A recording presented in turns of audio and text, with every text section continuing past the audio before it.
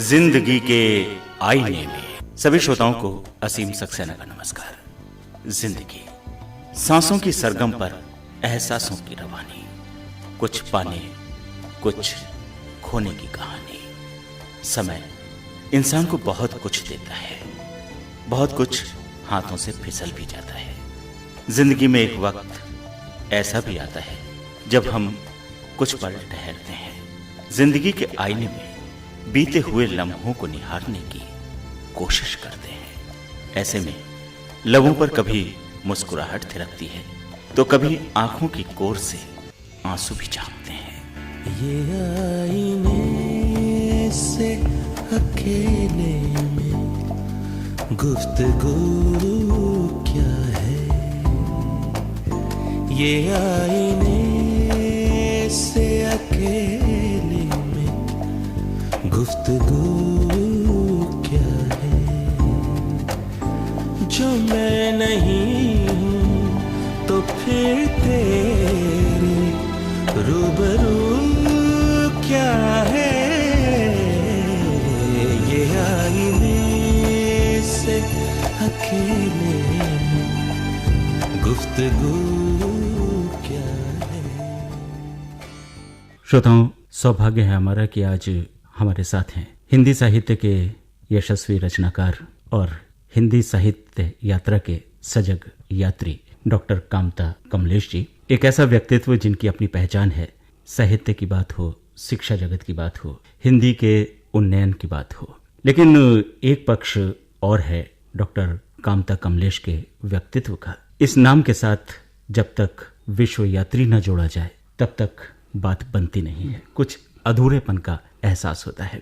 ऐसे विश्वयात्री डॉक्टर कामता कमलेश आज हमारे साथ हैं। बहुत सारी बातें करेंगे उनके व्यक्तित्व के बारे में, उनके कृतित्व के बारे में। डॉक्टर कमलेश, स्वागत है आपका आकाशवाणी रामपुर के स्टूडियो में, जहां आप स्थापना के बाद से लगातार आ रहे हैं। ये सौभाग्य है मेरा। आकाशवाणी में आपकी यात्रा कब से आरंभ हुई? हमारी यात्रा, प्रथम यात्रा जब मैं इलाहाबाद विश्वविद्यालय में छात्र था, ये 1958 की बात है। और समय आकाशवाणी केंद्र के निदेशक थे और परम पूजनीय मेरे बहुत ही श्रद्धा के साथ सुमित नंदन पंत जी। अच्छा, का सौभाग्य है मेरा कि उनके साथ मुझे अपनी टाक देनी पड़ी थी वहाँ।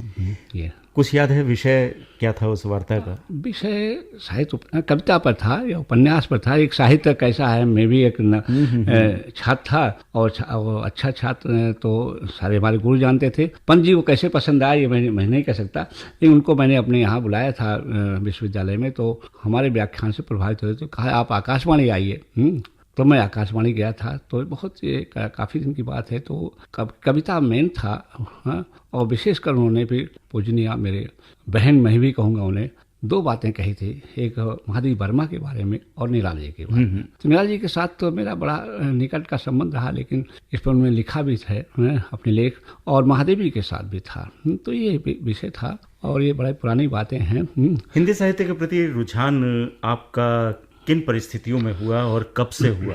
ऐसा है कि मैं एक ऐसी जगह का जन्म लिया हूँ जहाँ हिंदी साहित्य का एक बहुत बड़ा साहित्यकार था, और हम अमेठी के रहने वाले हैं। अमेठी नरेश जी, और हिंदी साहित्य में उनका नाम है। और वहीं पर मलिक मोहम्मद जायसी का स्थान भी है, कब्र है, और उनका मज़ार भी है।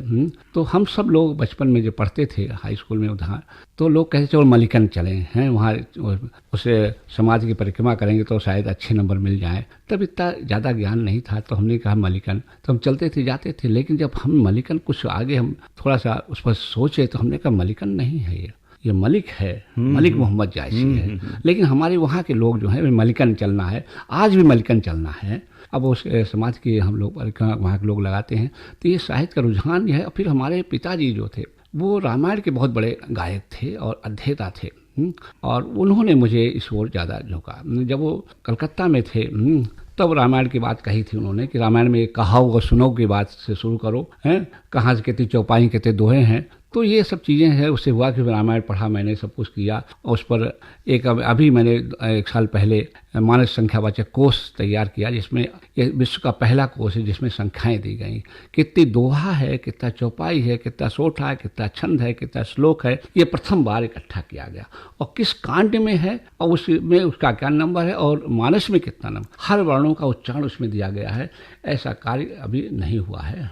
डॉक्टर कमलेश जी, 10 जनवरी 1939 को ग्राम कुड़वा अमेठी सुल्तानपुर में आपका जन्म हुआ। जी जी। पिताजी का प्रोत्साहन मिला, जी, घर में बड़ों का आशीर्वाद मिला, और आपकी साहित्य के प्रति अनुराग की ये यात्रा आरंभ हो गई। अपनी प्रारंभिक शिक्षा से लेकर और डॉक्टरेट तक आपने शिक्षा किस तरह से कहाँ पूरी की? अब देखिए, पहले प्रारंभिक शिक्षा तो अपने गांव में प्राइमरी में है, सारदन है जो हमारे पूर्वजों ने बसाया हुआ सारदन है, वो एक ही मकान था, सारदन देवी का मंदिर, तो सारदन कहते हैं शारदा के, तो वहाँ से हुआ प्राइमरी। उसके बाद फिर मैं अमेठी चला गया, रामनगर चला गया, वहाँ फिर जूनियर हाई स्कूल किया, फिर हाई स्कूल किया रणबीर रणजय इंटर कॉलेज से, राजा साहब का था। फिर उसके बाद मैं सुल्तानपुर चला गया, मधुसूदन इंटर कॉलेज से मैंने इंटर किया, और उसके बाद फिर इलाहाबाद चला गया। ये तब था जबकि सन 1957 में हमारे 3-4 जिलों में डिग्री कॉलेज नहीं था। हम दिशाहीन थे, लेकिन एक इच्छा थी कि चलो भाई आगे बढ़ें। ना सुल्तानपुर, ना प्रतापगढ़, ना रायबरेली है, इन सब में डिग्री, ना जौनपुर को डिग्री कॉलेज नहीं था। हाँ, तो हम इलाहाबाद गए थे पढ़ने के लिए। इलाहाबाद में सन 1957 की बात है, तब डिग्री कॉलेज नहीं था। एक इलाहाबाद विश्वविद्यालय में पढ़ने का एक बहुत बड़ा गौरव होता था। और जो एक बात बताऊं शिक्षा जी, बड़ा अच्छा लगता था।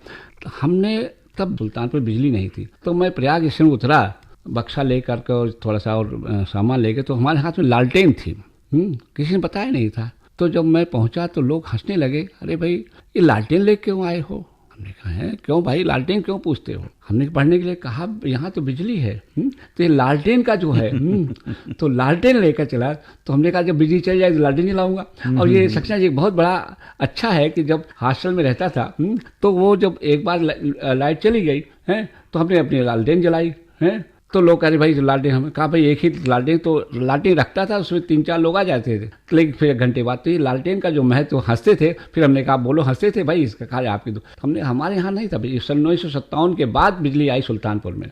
तो ये लालटेन की कहानी है, ये हमारे इलाहाबाद प्रवेश की कहानी जो है। अच्छा, इलाहाबाद में आपने निराला जी का जिक्र किया, और इलाहाबाद पहचान है निराला जी से भी, और महादेवी जी का भी वो स्थान है।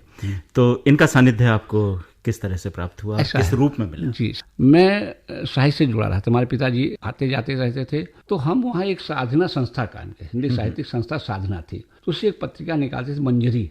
तो उस पत्रिका की शुभकामना के लिए निराला जी के पास गए, और निराला जी के पास पहुँचे हैं। अब मैं साहित्य मंत्री था, डेलीगेशन साहित्य मंत्री था। तो हम इस बहाने में चलो पहुँचे, निराला जी को देखे, वहाँ बैठे, दारागंज गया, तो महाकवि को प्रणाम किया, चरण स्पर्श किया।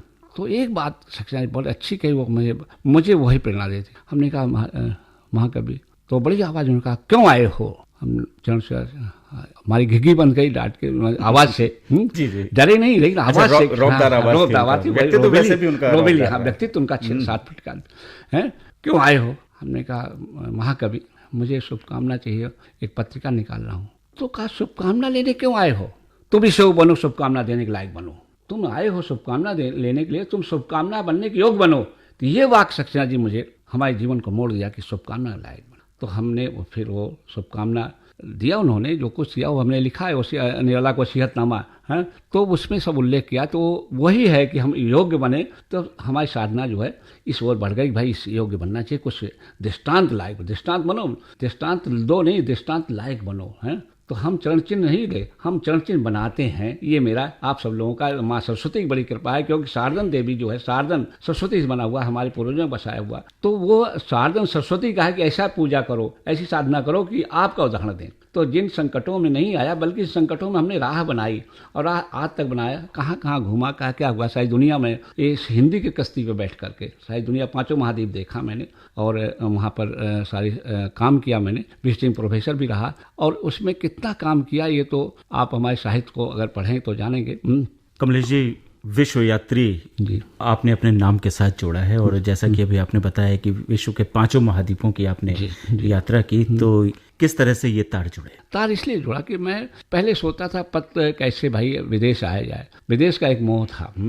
तो पत्र डालते थे। लेकिन एक बार ऐसा हुआ कि ICCR भारतीय सांस्कृतिक संबंध परिषद का एक वाहन निकली, तो वहाँ मैंने अप्लाई कर दिया कि साहब विदेशों में हिंदी प्रोफेसर की ज़रूरत है। मैंने अप्लाई किया और संयोग से वो मेरा चुनाव हो गया। तो वो एम्बेसी में था विजिटिंग प्रोफेसर, तो एम्बेसी में 3rd सेक्रेटरी का रैंक होता था और हिंदी का पढ़ाने का था। तो इस तरह के मैं जुड़ता चला गया। वहाँ भी हमारा सूरीनाम में मैं 2 साल रहा, बहुत काम किया अकेले। हालांकि परिवार को मेरे जाने की परमिशन थी कि आप जा सकते हैं, मैं पासपोर्ट बनवाया, सब कुछ हुआ, लेकिन हमारी छोटी छोटी बच्चियाँ थी, उनको हमने कहा यहीं करो, यहीं रहो, पढ़ो लिखो। फिर हमने उसका रहा। तो ये मैंने इतना काम किया वहाँ पर चल करके, वहाँ चलने लगा। तो ये बड़े गर्व की बात नहीं, बल्कि हमारे कार्यों का मूल्यांकन वहाँ के लोगों ने किया कि मेरे चलने के पहले ही वहाँ पर 2 विद्यालय कायम कर दिया हिंदी पर, डॉक्टर कामता कन्वेश हिंदी स्कूल और पुस्तकालय। क्या बात! ये जो है वहाँ निश्चित रूप से एक उपलब्धि है, यानी हिंदी का साहित्यकार उसके नाम पर हिंदी का एक विद्यालय बन जाना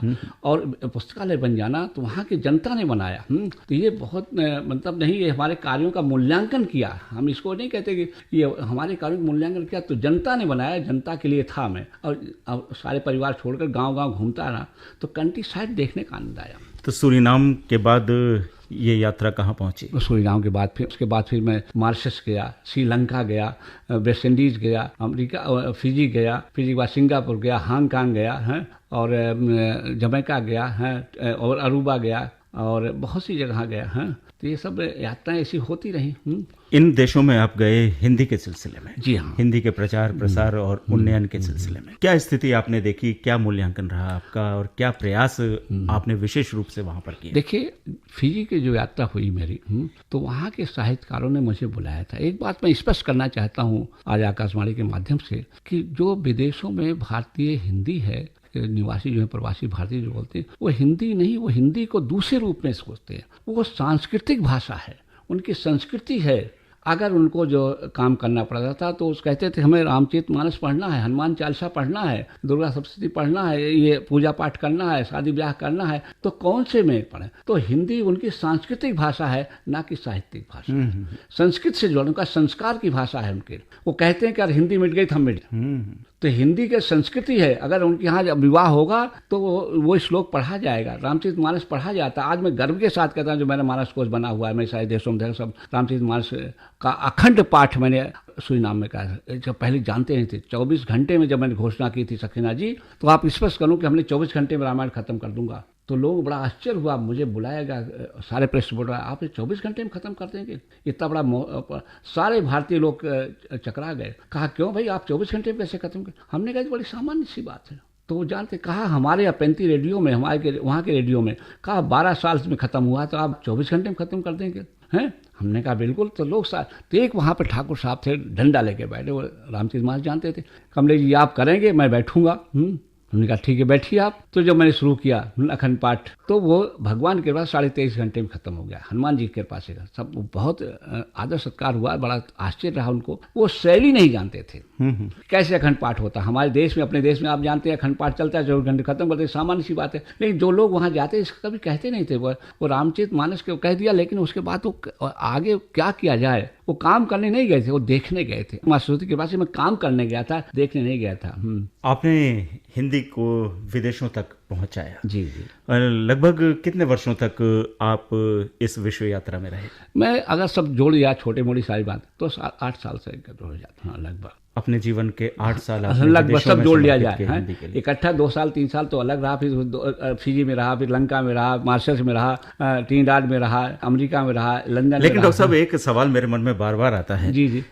एक सम्मानित पत्रिका है हिंदी की, उसमें मैंने आपका एक लेख पढ़ा था। आपने कहा फिजी न जइयो कोय। हाँ, फिजी न जइयो। क्यों? फिजी न जइयो कोय, ये बहुत बढ़िया है। जो मैं ऐसा जानती है, फिजी आए दुख होए, तो नगर हिमरा पीड़ती, फिजी न जइयो कोय। क्योंकि संजय बहुत अच्छा प्रश्न किया, इसलिए मैंने कहा संस्कृति की भाषा है। यहाँ जब लोग वो बहका करके, फुसला करके, चलो भाई हैं आप यहाँ के, हम तुम्हें ऐसी जगह लेंगे जहाँ तुम्हें सोना मिलेगा, पैसा मिलेगा, तो लोग चले गए। अब वो कलकत्ता में बैठा दिए गए हैं पानी के जहाज में। पानी के जहाज में वो मजदूर के रूप में ले गए, साहब चलो वहाँ मेहनत कर। उन्हें पता, उन्होंने कहा चलो अभी 2 दिन पहले तुम्हें बढ़िया नौकरी मिलेगी, बढ़िया पैसा मिलेगा, अच्छा सोना मिलेगा, माला माल हो जाओगे। इस प्रलोभन में, इस दिवा स्वप्न में वो लोग चले गए। जब 1 महीने के बाद लगभग 20-25 दिन के बाद जब फिजी पहुंचे, रास्ते में कैसे कैसे हुआ, वो तो जहाजी भाई बन गए, उसे कैसे कैसे खाना मिला, वो अलग। बहुत समय का जब इतना संचार व्यवस्था नहीं थी, तो वो जब उतरे वहाँ पर, उतरते ही वहाँ पर एक लाइन में खड़े हो गए, खड़े हो गए सब। अब बहुत से लोग वहाँ गए, भाई ये मजदूर हमें दो, तो वहाँ मेरी नीलामी होने लगी मजदूरों की। अब उनके साथ जाना, उनके साथ जाना, सबको नीलाम हो गए। जब वहाँ पहुँचते ही कहा ये फावड़ा लो, ये कुदाल लो, ये इस खेत में काम करना है। तब वहाँ पर जब काम करना है तो कहा ये तो हमें कहा था यहाँ सोना मिलेगा, क्या काम करना। तो रात दिन मेहनत करते थे लोग, रात दिन उन बोयतियों को, उसको कुलीलेनों को मैंने देखा फिजी में, कितना वो लोग जो खरीदार थे वो लोग हैं, वो एक तरीके से ठेकेदार जिसे समझिए है, मजदूर को थे, मजदूर बिकते थे, आदमी बिकते थे। तो वो तो निर्दयी थे।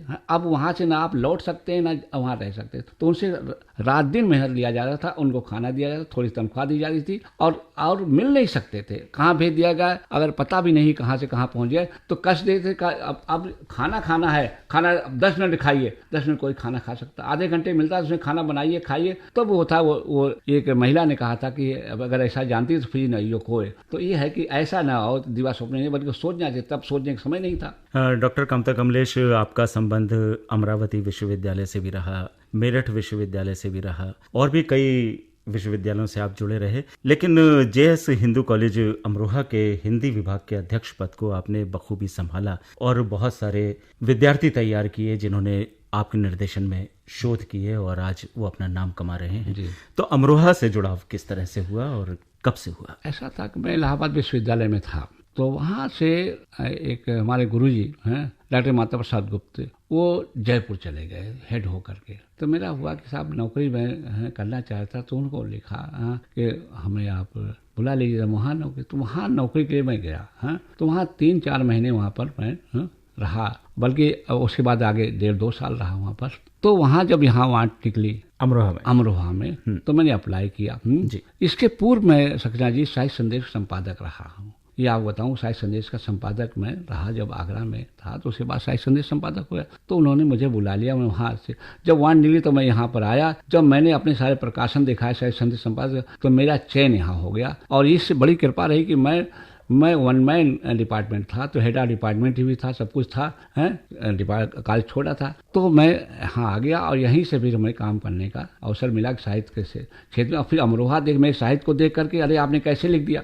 साक्षात्कार पूछा कि इतना कैसे लिख दिया, आप तो बहुत छोटे हैं। हमने कहा साहित्य का छोटे बड़े से नहीं होता है, रुचि से होता है।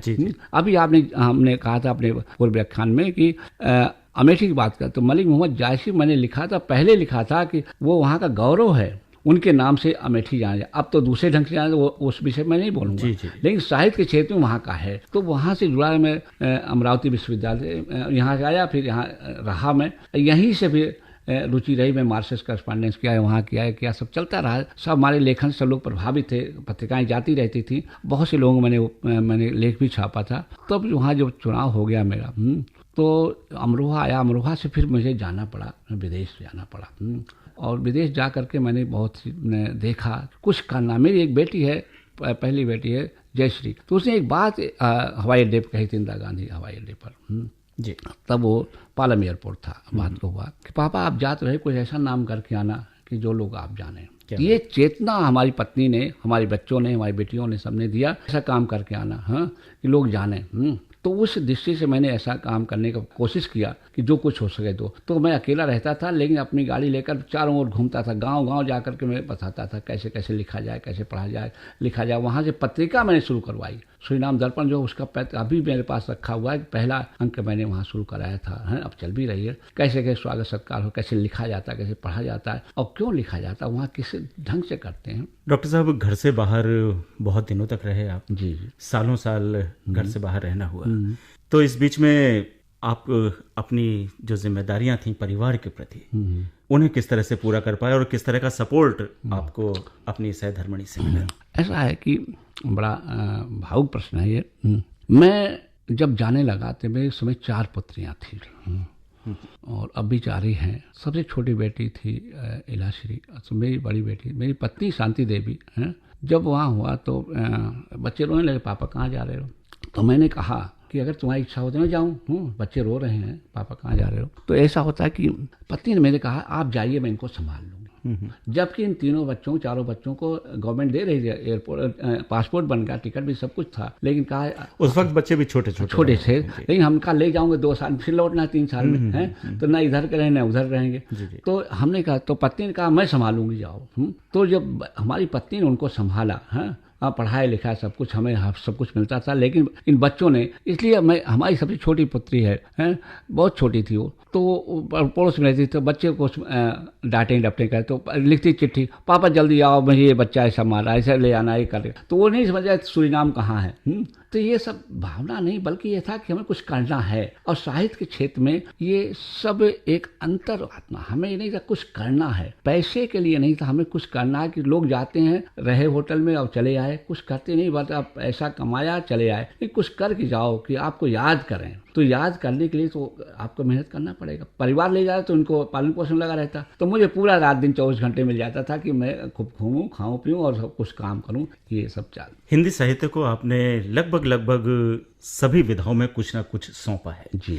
आपने उपन्यास भी लिखे हैं, आपने कहानियां भी लिखी हैं, निबंध एवं गद्य भी लिखे हैं, बाल साहित्य के प्रति भी आपका रुझान रहा है, और सबसे बढ़कर अनुवाद कार्य आपने किए हैं। इन सब विधाओं में आपके दिल के करीब कौन सी विधा है? सबसे हमारे दिल के करीब तो हमारी कहानी विधा है। अच्छा।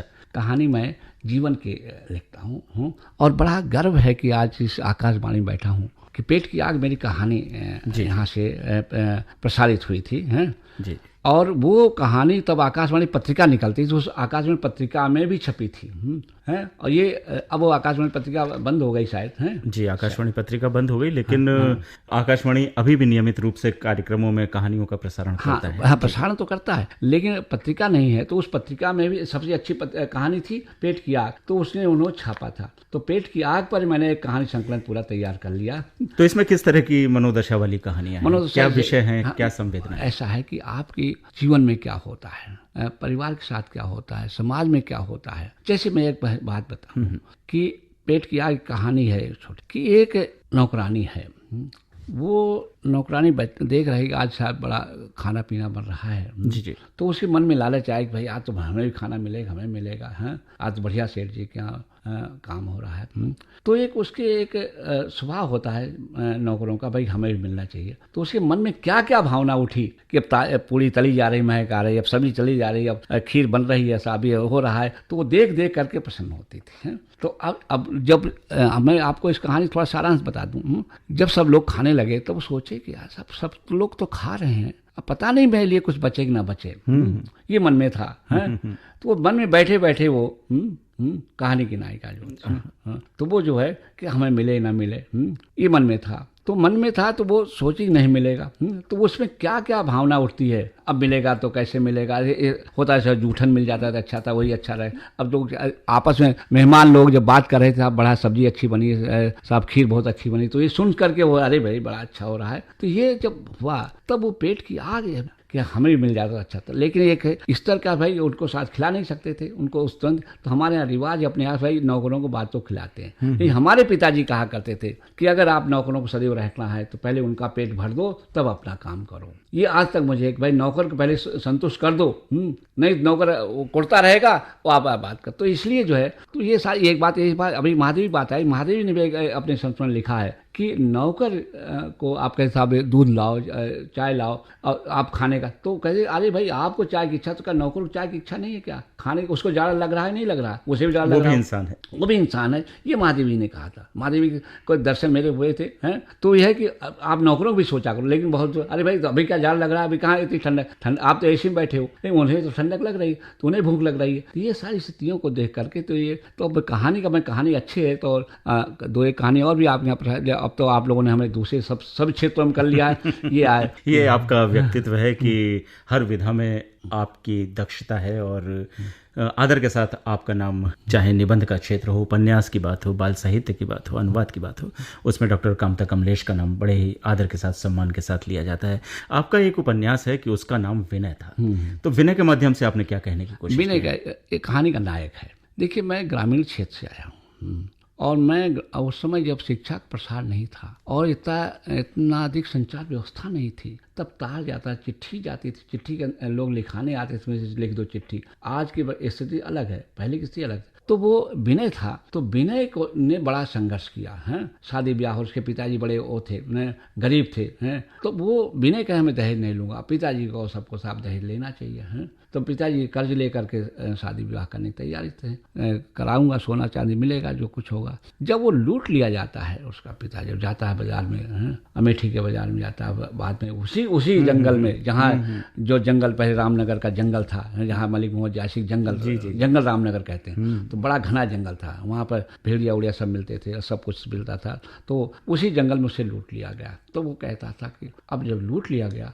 तो विनय ने कहा लूटे, अब मैं शादी अब मुझसे करूँगा। तो विनय ने कैसे संघर्ष किया इस अंधविश्वास नहीं, बल्कि रीति रिवाज जो चल रहा था कि दहेज लेना चाहिए, सौगात मिलनी चाहिए, सौगात के लिए जो है सौगात प्रेम से दिया जाए, बंधन से ना दिया जाए।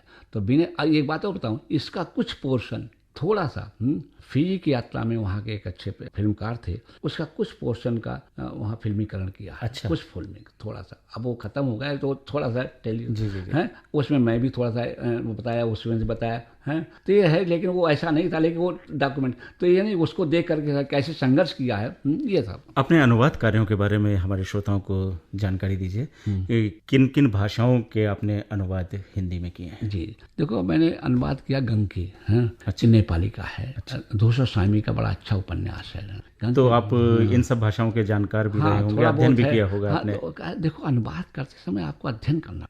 हाँ, गंगी नेपाली का है, धूसर स्वामी जी वहाँ अच्छे साहित्यकार हैं। अब तो नेपाली के साथ साथ वो अंग्रेजी में भी आया है। अंग्रेजी के माध्यम जो नहीं समझ पाए, तो बहुत से शब्द होते हैं जो नहीं समझ पाते, हमारे अवधि के शब्द हैं, भोजपुरी शब्द हैं, हिंदी के शब्द हैं, लोग नहीं समझ पाएंगे, ठेठ शब्द। अभी एक बात हो रही थी यहीं पर, तो कोई वो शब्द चले जो जनता जाने, लेकिन वो उसका अनुवाद नहीं मिल पाएगा। तो लेकिन वो कैसे जाने, तो अंग्रेजी के माध्यम से उसको देखा, फिर हिंदी के माध्यम से देखा, उसका अनुवाद किया और बड़ा अच्छा लगा वो। तो गंगी का अनुवाद मैंने किया। और बहुत सी उसका, जैसे मेरी कहानी का अभी आप बताऊं कि मेरी कहानी अभी मैं आकाशवाणी से कई केंद्रों से दिल्ली से, तो बर्मीज सेक्शन में गया था। तो हमारे पूर्वज कुछ लोग हैं बर्मा में पहले रहे। जी। तो चंद्र प्रकाश प्रभाकर जी, देहांत हो गया उनका, बर्मीज सेक्शन के इंचार्ज थे दिल्ली में। तो बर्मीज का जब हमारी कहानी का अनुवाद होने लगा, इसी पेट की आग का उन्होंने किया है, तब मुझे वहाँ बर्मीज का वो आया, ध्यान आया। तो अनुवाद से जो होता है कुछ पढ़ने का अवसर मिल जाता है। बाल साहित्य हिंदी साहित्य का वो पक्ष है जिस पर आज बहुत कम काम हो रहा है, ना के बराबर काम हो रहा है।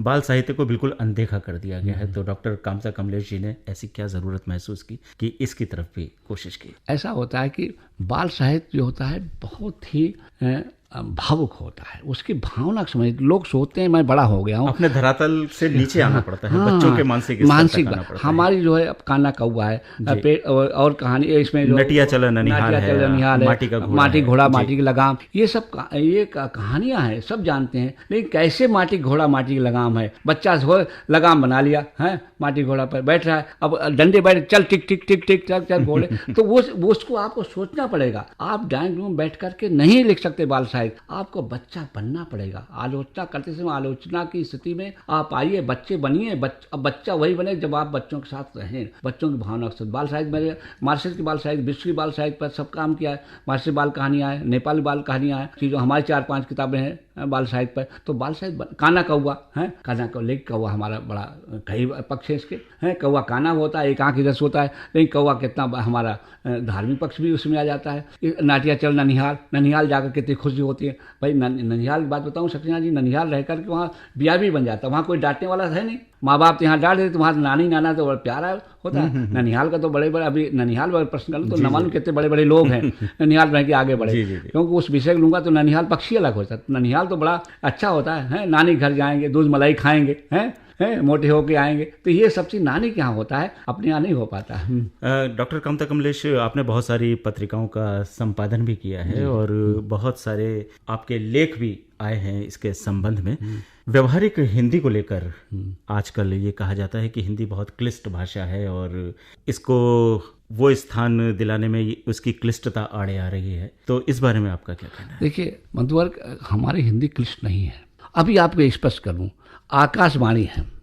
ये आकाशवाणी शब्द आप समझे कठिन, ये प्रयोग में आ गया, व्यवहार में आ गया। व्यवहारिक आकाशवाणी सब समझते हैं। ऑल इंडिया रेडियो पहले था, है ऑल इंडिया रेडियो में आया है। तो ऑल इंडिया रेडियो आकाशवाणी पंची ने नाम दिया था। ये आपको पता, दूरदर्शन और आकाशवाणी शब्द जो है ये पंची का दिया हुआ है। ये बहुत से कम लोगों को मालूम होगा। तो आकाशवाणी है पर नववाणी नहीं है, बहुत से लोग नववाणी चलाए, कोश चलाए, वो नहीं, लेकिन आकाशवाणी से। तो व्यवहारिक जो व्यवहार में चले, राष्ट्रपति भवन सभी समझते हैं, प्रेसिडेंट हाउस नहीं समझ पाएंगे। जी जी, समझिए, आप ध्यान रखें आप। लेकिन व्यवहार जो चले, कोई भाषा किसी से प्रतिबद्ध नहीं है। रेल का टिकट ले आओ भाई, टिकट ले आओ, टिकट तो है, लेकिन टिकट का हिंदी करोगे जो व्यवहार में आ जाए, जो हम समझ सकें। लाउड स्पीकर है लगा दो, माइक लगा दो, अब इसको ध्वनि विस्तारण यंत्र लगा दो, हाँ तो नहीं चलेगा। लेकिन व्यवहार में माइक है, लाउड स्पीकर है, तो व्यवहार का है, व्यवहारिक हिंदी चलना है। क्लिष्ट नहीं होती। क्लिष्ट को तो हम अच्छा शब्दकोश, देखो शब्द बनते हैं कोश के लिए नहीं है, प्रयोग के लिए। फिर अभी बताता हूँ आपको स्पष्ट। आप रेल की यात्रा करते हैं, एट वंस नहीं समझते आप कुछ। जी। लेकिन अब हमारे यहाँ तत्काल टिकट चल गया। तत्काल सभी समझते हैं। जी। तत्काल ऐसा होगा, हर आदमी समझता है। लेकिन एटवंस लाओ, एटवंस टिकट ले लो, एटवंस टिकट नहीं मिलेगा। तत्काल जो है हिंदी का, शुद्ध हिंदी का है, और आप क्लिष्ट, तो ये तो एक भ्रम फैलाया जा रहा है। क्लिष्ट नहीं होता, हम प्रयोग में लाना चाहिए, व्यवहार में लाना चाहिए। तो आपने इसको भी पुस्तक का एक रूप दिया है? हाँ जी, हाँ, इसको भी दिया है, प्रयास किया है कि सब चीज़ें आ जाएं। और आप जो रामचरितमानस की संख्या के बारे में बता रहे थे कि आपने उसमें संख्या वर्णित की है, तो उसके बारे में संक्षिप्त में देखिए, ऐसा है कि रामचरितमानस 7 कांडों का है, तुलसीदास जी का है। इसमें कितनी चौपाई, कितना दोहा, कितना छंद, कितना सोठा, कितना श्लोक है, ये लोग बहुत नहीं जान पाते हैं। तब दिया तो गया है, लेकिन कौन कहाँ है भाई? रामचरितमानस में देख लो, रामचरितमानस इतना बड़ा काव्य कहाँ देखें। तो आप अगर उसको गिना जाए कि हर वर्णों का उच्चारण कैसे किया जाए और कोश को कैसे बनाया जाए, तो उन चौपाइयों को गिना गया है, दोहों गिना गया है और सौठों गिना गया। पहले उस कांड को गिना गया, कितने कांड है? 7 कांड हैं। उस कांड में कितने दोहा, चौपाई, सोठा, छंद, श्लोक हैं, वो गिना। और फिर रामचरितमानस में कितने हैं, यानी रामचरितमानस में गिनेंगे आप, तो उसका कितना होगा? उत्तर कांड तक गिनिए आप, कितने दोहे आए। आप मेरी बात समझिए कि उत्तरकांड, बालकांड से लेकर वहां तक, उत्तरकांड तक कितने दोहे आए, ये हमारी किताब में दिया गया है।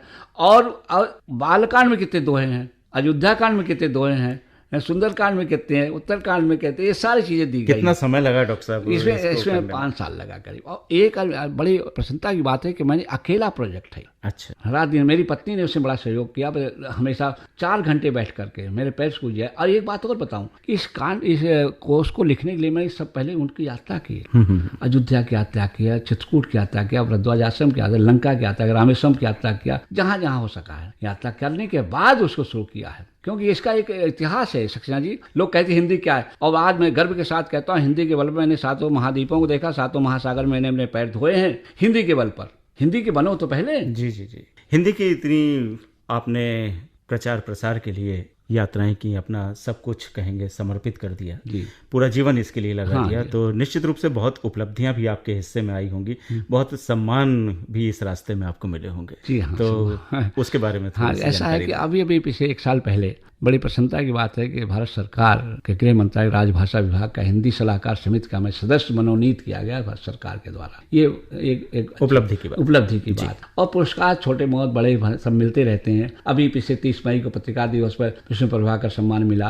अब बहुत सम्मान मिले, सम्मानों की तो एक है, सम्मान नहीं वो तो एक प्रकार से हमें और उत्साहित करते और करो। डॉक्टर कामता कमलेश, बहुत सारी इच्छाएं हमारे मन में होती हैं, बहुत सारी कल्पनाएं भी होती हैं और बहुत सारी अभिलाषाएं भी होती हैं जिनको हम पूरा करने की कोशिश करते हैं। तो ऐसी कौन सी अभिलाषा जो अभी पाठकों के सामने आनी है? भाई अभिलाषा यही है कि हम ये चाहते हैं कि हर भाषा जो है, हर बोली जो है वो मधुर होती है। हाँ, जहाँ जैसा प्रयोग में हो, किसी के साथ प्रतिस्पर्धा नहीं होनी चाहिए, हाँ, जिसमें आपका काम चल जाए, जिसकी जरूरत के अनुसार बोलो। आज जरूरत नहीं है यहाँ पर, तो हम उससे क्यों बोले, यहाँ हिंदी जरूरत है, यहाँ मैं और शब्दों का प्रयोग करूँ, नहीं है, जो आपका पेट भर दे वो भोजन अच्छा है।